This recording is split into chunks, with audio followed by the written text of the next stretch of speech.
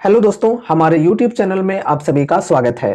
तो इस वीडियो में हम प्रीमियर एक्सप्लोसिव्स स्टॉक के ऊपर डिस्कशन करने वाले हैं। देखो दोस्तों, आज के दिन इस स्टॉक में हमें 10% की अपर सर्किट के साथ एक जबरदस्त तेजी देखने को मिली है और पूरे दिन ये स्टॉक आज अपर सर्किट में रहा है। अपर सर्किट के साथ ही स्टॉक की क्लोजिंग भी हुई है। तो इसके पीछे रीजंस क्या है ये हम लोग समझने वाले हैं। साथ ही साथ स्टॉक की भी एनालिसिस करेंगे, कंपनी काम क्या करती है, किस सेक्टर से बिलोंग करती है ये समझेंगे। साथ ही साथ स्टॉक की fundamentals, valuation, profit growth, sales growth and technicals, इन सभी चीजों को डिस्कस करेंगे। यहाँ पर रिस्क कैसी है और लॉन्ग टर्म के लिए यहाँ पर इन्वेस्टमेंट करना सही हो सकता है या नहीं, सभी चीजों को समझने वाले हैं। तो चलो स्टार्ट करते हैं। देखो दोस्तों, रीजन की यहां पर बात करें तो रीजन है एक एमओयू। कंपनी ने एक एमओयू साइन की है और इसकी जो खबर है ये फ्राइडे के दिन आफ्टर मार्केट क्लोजिंग आई थी। तो उसका इंपैक्ट हमें आज के दिन पॉजिटिवली तौर पे स्टॉक प्राइस पे देखने को मिला है। देखो दोस्तों, यहां पर कही जा रही है, this is to inform you that today our company premier explosives limited has entered into a memorandum of understanding यानी कि MOU with global munition limited, a subsidiary of Nibe Ordnance and maritime limited, Nibe group company. देखो दोस्तों, निबे group की एक subsidiary company है, नाम है जिसका ग्लोबल म्यूनिशन लिमिटेड। तो इस कंपनी के साथ प्रीमियर एक्सप्लोसिव्स ने एक एमओयू साइन की है, ठीक है। और इस एमओयू के तहत ये दोनों कंपनी जो है ये एक ज्वाइंट वेंचर करने जा रही है। किस चीज के लिए? तो यहां पर देखो कही जा रही है, to manufacture defence and aerospace products. Defence and aerospace products की मैन्युफैक्चरिंग करने के लिए ये ज्वाइंट वेंचर होने जा रही है निबे ग्रुप की एक सब्सिडरी कंपनी के साथ में। एंड उसके बाद देखो आगे कही जा रही है, in proposed joint venture Global munition Limited and Premier explosives Limited will hold equity in the ratio of 51:49। देखो दोस्तों, ये जो ज्वाइंट वेंचर है इसमें किसकी कितनी हिस्सेदारी है वो चीजें बताई जा रही है कि जो ग्लोबल म्यूनिशन लिमिटेड है इसकी हिस्सेदारी यहां पर 51% की होने वाली है और प्रीमियर एक्सप्लोसिव की हिस्सेदारी जो है ये 49% की होने वाली है, ठीक है। तो ये बेसिकली खबर है कि ज्वाइंट वेंचर हुई है कंपनी की ग्लोबल म्यूनिशन लिमिटेड के साथ, जिसके तहत ये दोनों कंपनीज एक साथ मिल करके डिफेंस एंड एरोस्पेस प्रोडक्ट्स की मैन्युफैक्चरिंग करेंगे। तो इस खबर का इंपैक्ट आज के दिन हमें काफी बेहतरीन ढंग से स्टॉक प्राइस पे देखने को मिला है। अब चलो दोस्तों, यहां पर हम कंपनी के बारे में थोड़ा समझते हैं। देखो दोस्तों, जैसा कि नाम से ही आप सभी को समझने को मिल रहा होगा, प्रीमियर एक्सप्लोसिव्स यानी कि कहीं ना कहीं ये जो कंपनी है एक्सप्लोसिव्स से बिलोंग करती है, ठीक है। तो अलग अलग प्रकार के एक्सप्लोसिव्स कंपनी बनाती है जो कि अलग अलग क्षेत्रों में इस्तेमाल किए जाते हैं। डिफेंस सेक्टर के अंदर तो यूज किया जाता ही है, साथ ही साथ एरोस्पेस या फिर जो माइनिंग वगैरह में यूज होते हैं एक्सप्लोसिव, तो उन सभी जगहों पर यूज किए जाते हैं वो एक्सप्लोसिव्स जो कि कंपनी मैन्युफैक्चर करती है। एंड देखो, सेम टू सेम इसी प्रकार की एक बड़ी कंपनी है, लार्ज कैप टाइप की कंपनी है, नाम है जिसका सोलार इंडस्ट्रीज, ठीक है। तो अगर कोई एक्सप्लोसिव के सेक्टर में कम रिस्क के साथ चलना चाहते हैं, लार्ज कैप के साथ चलना चाहते हैं, तो वो सोलार इंडस्ट्रीज के ऊपर अपनी स्टडी कर सकते हैं। लेकिन उसी सेक्टर के अंदर अगर कोई वेरी हाई रिस्क के साथ चलना चाहते हैं तो वो इस कंपनी के ऊपर अपनी स्टडी कर सकते हैं। देखो यहां पर मार्केट कैप जो है ये काफी कम है, मात्र 3051 करोड़ की मार्केट कैप है, बहुत ही छोटी कंपनी है। तो रिस्क भी यहां पर काफी हाई है और साथ में ही रिवॉर्ड्स के चांसेस भी काफी हाई है, क्योंकि सोलार इंडस्ट्रीज की जिस प्रकार की ग्रोथ आगे होगी उससे कई गुना ग्रोथ की पोटेंशियल यहां पर है, ठीक है। अगर कंपनी बढ़िया तरीके से काम करती है तो भाई साहब यहां पर जो ग्रोथ है ये बहुत ही तेजी से हमें देखने को मिल जाएगी, ठीक है। आगे मैं आपको समझाऊंगा इस चीज के बारे में भी, वीडियो के साथ बस बने रहना। स्टॉक पी की बात करें तो 127 की है, इंडस्ट्री पी 36.2 की है। तो इंडस्ट्री पी के कंपैरिजन में स्टॉक की जो पी है ये काफी हाई है। साथ ही साथ पीजी रेशियो की बात करें तो ये भी काफी ज्यादा है, 6.65 की पीजी रेशियो है। तो वैल्यूएशन की ओवरऑल अगर हम बात करें तो काफी एक्सपेंसिव है, जबकि स्टॉक अपने 52 वीक हाई के लेवल से अभी तकरीबन 37 से 38% की करेक्शन पर है। ठीक है, तो भी यहाँ पर वैल्यूएशन काफी एक्सपेंसिव है। आरओसी 18%, चलो बढ़िया है। आरओई 13.5% एवरेज है। प्रोमोटर्स होल्डिंग 41.3%, प्लेज परसेंटेज 0 है, चलो ठीक है। करेंट प्राइस 568 की, 52 वीक हाई 909 और लो है 253 की। बुक वैल्यू 43.8 रुपए की, डेप्ट है 95.2 करोड़ की और डेप्ट इक्विटी 0.4 की, चलो ठीक है। फ्री कैश फ्लो 55.9 करोड़ की है। डिविडेंड यील्ड 0.09%, फेस वैल्यू 2 रुपए की, ईपीएस है 4.46 की। तो ओवरऑल यहां पर अगर हम फंडामेंटल रेशियोज की बात करें तो ठीक ठाक देखने को मिल जा रही है। वैल्यूएशन यहां पर एक्सपेंसिव है। अब चलो यहां पर हम प्रॉफिट एंड लॉस स्टेटमेंट को डिस्कस करते हैं। देखो दोस्तों, यहां पे कंपनी की सेल्स एंड प्रॉफिट्स के अंदर काफी फ्लक्चुएशंस देखने को मिल रहे हैं। स्पेशली अगर हम प्रॉफिट्स की बात करें तो प्रॉफिट्स के अंदर काफी ज्यादा फ्लक्चुएशंस है। पहले यहां पर सेल्स को डिस्कस कर लेते हैं। देखो दोस्तों, सेल्स के अंदर 2013 से लेकर टीटीएम तक की डेटा को डिस्कस करते हैं। 2013 में कंपनी ने सेल्स की थी 109 करोड़ की, जो कि 2014 में बढ़कर 145 करोड़ पर पहुंच गई। फिर 149 करोड़, 185 करोड़, 230 करोड़, 266 करोड़ और 2019 में घटकर 241 करोड़ पर सेल्स आ गई। फिर 2020 में और ज्यादा गिरावट आई, 157 करोड़। फिर 2021 में भी गिरावट आई, 153 करोड़। एंड उसके बाद 2022, 23, 24 टीटीएम इधर देखोगे तो यहां पर बढ़ते गई है। 199 करोड़, 202 करोड़, 272 करोड़ और फिर 309 करोड़। ठीक है, तो यहां पर सेल्स के अंदर ये कुछ 3 साल के अंदर गिरावटें हमें देखने को मिली है, 2019, 20 और 21 में। फिर यहां पर पिछले 3 साल की बात करें तो सेल्स के अंदर कंसिस्टेंसी के साथ ग्रोथ हुई है। अब यहां पर हम प्रॉफिट्स को डिस्कस करते हैं। देखो, सेल्स के अंदर तो हमें डिप देखने को मिली है 19, 20, 21 के अंदर, लेकिन प्रॉफिट्स के अंदर और भी दूसरे सालों में भी गिरावट देखने को मिली है, जबकि सेल्स वहां पर बढ़ी है। यहां पर देखो 5 करोड़, 9 करोड़, फिर यहां पर घटकर 5 करोड़ हो गया, जबकि यहां पर सेल्स बढ़ा था। फिर यहां पर 6 करोड़, 15 करोड़, फिर 9 करोड़, 12 करोड़। अब यहां पर देखो माइनस में चली गई है, कंपनी लॉस में चली गई है, -10 करोड़, -11 करोड़। फिर यहां पर प्रॉफिट में आ गई कंपनी, 2022 की बात है ये, 6 करोड़ की प्रॉफिट, फिर 7 करोड़ की प्रॉफिट और फिर यहां पर सीधे 4 गुना 28 करोड़ की प्रॉफिट। और टीटीएम में थोड़ी सी गिरावट हुई है, 24 करोड़। ठीक है, तो देखो दोस्तों, यहां पर प्रॉफिट्स के अंदर हमें काफी ज्यादा फ्लक्चुएशंस देखने को मिले हैं पास्ट में। इसके पीछे रीजंस क्या है ये हम समझते हैं। तो इसके पीछे रीजन है ओपीएम की परसेंटेज। जो कंपनी की मार्जिन रही है पास्ट में, इसके अंदर काफी ज्यादा फ्लक्चुएशंस हमें देखने को मिले हैं। देखो, ये है ओपीएम की परसेंटेज की डेटा। यहां पर देख सकते हो 2013 से टीटीएम तक की डेटा है 9%, फिर 12%, चलो ठीक है, लेकिन यहां पर फिर घटकर 8% हो गया। सेल्स यहां पर बढ़े हैं लेकिन फिर भी प्रॉफिट्स क्यों घटे हैं, तो उसके पीछे रीजन है यहां पर मार्जिन जो है इसमें गिरावट आई थी। फिर यहां पर देखो मार्जिन जो है ये बढ़ गई, 10% हो गई, फिर 13%, फिर से घटकर 8%, फिर 10% और फिर यहां पर देखो माइनस में हो गई मार्जिन, -3%। फिर यहां पर प्लस में है, +4%, फिर 11%, 13% और फिर यहाँ पर सीधे 13 से 22%। और इसी वजह से प्रॉफिट के अंदर भी 7 करोड़ से सीधे 28 करोड़ पे जंप करते हुए देखने को मिला है। एंड फिर यहाँ पर टीटीएम के अंदर देखोगे तो गिरावट देखने को मिल रही है, 22% से घटकर 17%। तो देखो, मार्जिन्स जो हैं इसमें काफी ज्यादा फ्लक्चुएशंस रहे हैं पास्ट में और इसी वजह से प्रॉफिट्स के अंदर भी इम्पैक्ट पड़ा है। एंड यहाँ पर देखो, अगर हम 2022 से पहले की बात करें, यानी कि 20 और 21 के समय की बात करें, तो कंपनी लॉस में चली गई थी। ठीक है, -10 करोड़ की लॉस, फिर -11 करोड़ की लॉस एंड उसके बाद अब तो प्रॉफिट में है। ठीक है, तो ये है इनकी सेल्स एंड प्रॉफिट ग्रोथ की डेटा, जिसमें हमें काफी फ्लक्चुएशंस देखने को मिले हैं पास्ट में।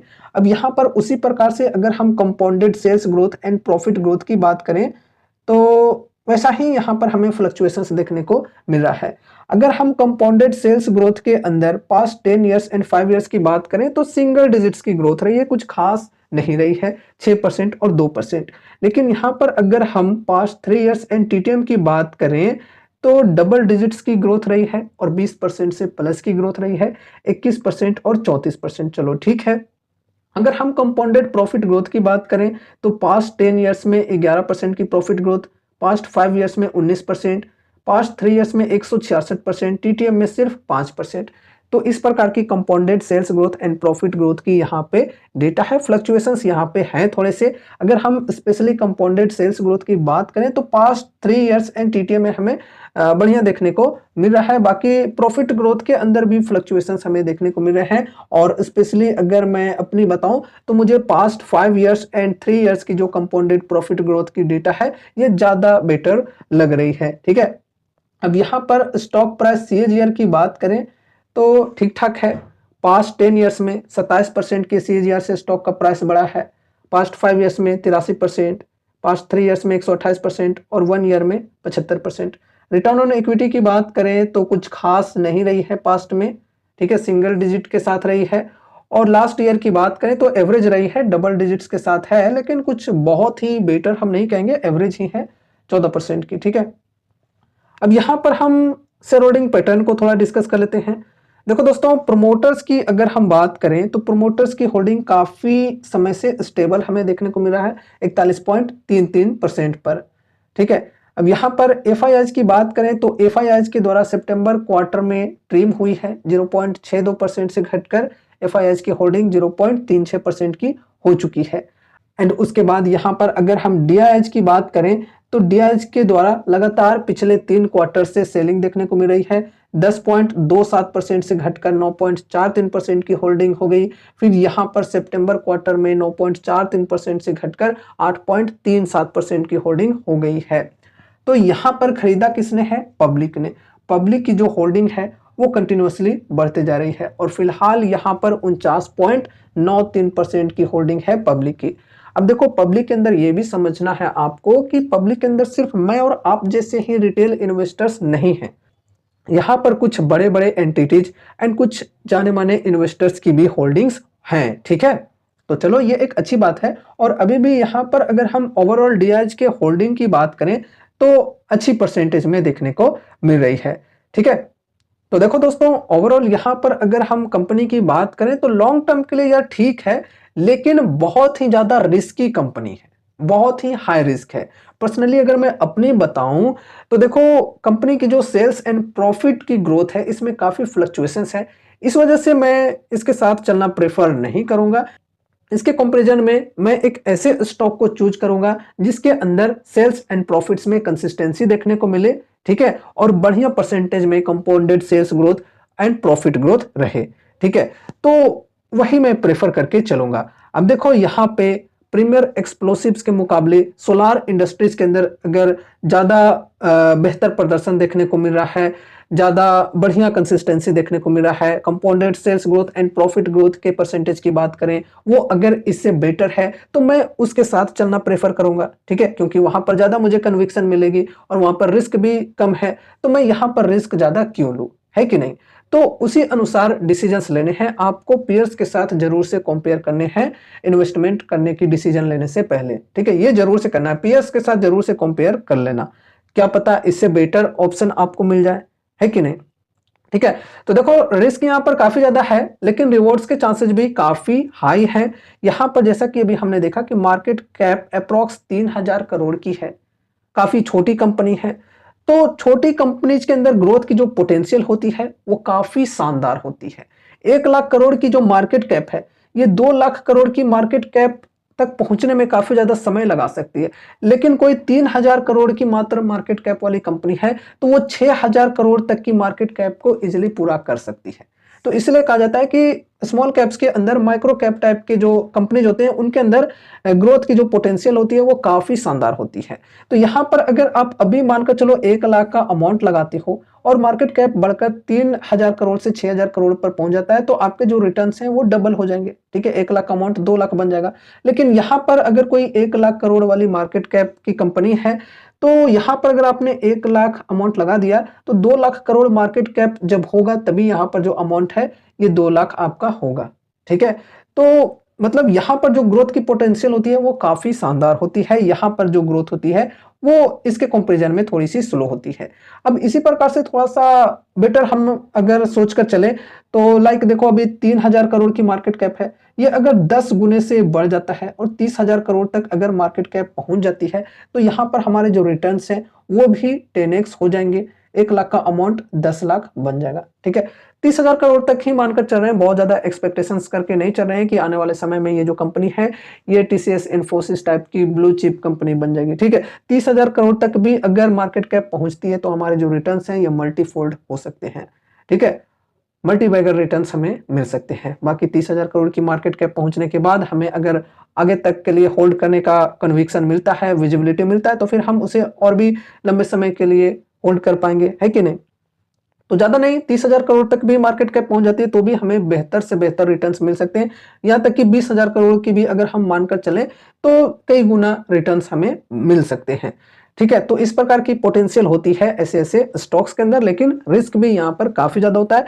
तो इसलिए अगर आप इस प्रकार के स्टॉक्स में इन्वेस्टमेंट करने जा रहे हो, तो ये ध्यान में रखना है कि बहुत ज़्यादा एलोकेशन नहीं देना है। अपने पोर्टफोलियो का मैक्सिमम 2-3 या फिर कहें 5%, ठीक है? 5% से ज़्यादा तो होना ही नहीं चाहिए, ठीक है? ऐसे स्टॉक्स में, ठीक है? तो बहुत ज़्यादा वेटेज नहीं देना है, आपको चाहे कितना भी भरोसा क्यों ना हो जाए इस प्रकार के स्टॉक्स में, उतना ही अमाउंट्स लगाना चाहिए जितना कि आप रिस्क लेने को तैयार हो। उतने अमाउंट का 50% अगर लॉस में भी चला जाए, तो आपको उससे कोई फ़र्क ना पड़े, ऐसी सोच के साथ इन्वेस्टमेंट करनी चाहिए। क्योंकि देखो इस प्रकार की कंपनीज़ के अंदर ईज़िली 50-50% तक की गिरावटें आ जाती हैं। जैसा कि यहाँ पर आप लोग देख सकते हो, ये जो हाई का लेवल है, 52 वीक हाई का लेवल है, यहाँ से स्टॉक ने 55% के अप्रॉक्स करेक्शन दिखाए हैं, ठीक है? अभी तो यहाँ से रिकवरी आ चुकी है और अभी 52 वीक हाई के लेवल से देखें करंट प्राइस तक, तो तकरीबन 37 से 38% की यहाँ पर डिस्काउंट्स मिल रही है, ठीक है? और पहले यहाँ पर 55% तक की गिरावट आ गई थी। तो इसलिए यहाँ पर ये रिस्क को आपको समझकर चलना है कि आप जो अमाउंट्स लगा रहे हो, उसका 50% भी लॉस में चला जाए, तो आपको उससे कोई फ़र्क ना पड़े। बाकी जो अमाउंट्स हैं, उसे लेकर आप निकल सकते हो, ठीक है? और बहुत बड़ी वेटेज नहीं देनी है, सोच समझकर ही एलोकेशन रखना है। अब दोस्तों देखो, अगर किन्हीं को अपनी स्टडी, अपनी एनालिसिस के अनुसार ये स्टॉक पसंद है और इन्वेस्टमेंट की सोच रहे हैं, तो कैसी अपॉर्चुनिटीज मिल रही है? 52 वीक हाई के लेवल से जैसा कि बोला कि 37% के अप्रोक्स डिस्काउंट्स मिल रही है, तो मार्जिन ऑफ सेफ्टी के हिसाब से देखा जाए तो बढ़िया है। अगर कोई एसआईपीज़ की शुरुआत करना चाहे तो कर सकते हैं, ठीक है? और यहाँ पर फर्स्ट एसआईपी करने के बाद अगर गिरावटें कंटिन्यू रहती है, तो हर 5 से 10% की डिप पर ऐड ऑन करके चल सकते हैं। लेकिन हाँ, लिमिटेड वेटेज के साथ ही चलना है। ऐड ऑन करने के चक्कर में ऐसा ना हो कि अपने पोर्टफोलियो का एक बहुत ही बड़ा वेटेज इस एक स्टॉक के अंदर दे दिया, तो इस गलती को करने से बचना है। अब यहाँ पर थोड़ा सपोर्ट एंड रेजिस्टेंस के लेवल्स को डिस्कस कर लेते हैं। यहाँ पर देखो, सबसे पहले ये रेजिस्टेंस की लेवल है जो कि है 584 की, फिर यहाँ पर सपोर्ट की लेवल है 534 की, और फिर यहाँ पर सपोर्ट है 460 के अप्रॉक्स, ठीक है? तो ये सपोर्ट एंड रेजिस्टेंस के लेवल्स को ध्यान में रखकर चलना है। बाकी दोस्तों, यहाँ पर हमने जो भी चीज़ों को डिस्कस किया है, ये ध्यान में रखकर चलना कि सिर्फ और सिर्फ एजुकेशनल पर्पज से किया है। तो इस वीडियो को देखने के बाद अगर आपको कुछ भी इंटरेस्ट लगता है, तो फिर आपको अपने तरफ से भी कुछ स्टडी एंड एनालिसिस करनी है। साथ ही साथ अगर आपके फाइनेंशियल एडवाइजर्स हैं, तो उनसे एक बार कंसल्ट जरूर से करना है कोई भी डिसीजंस लेने से पहले।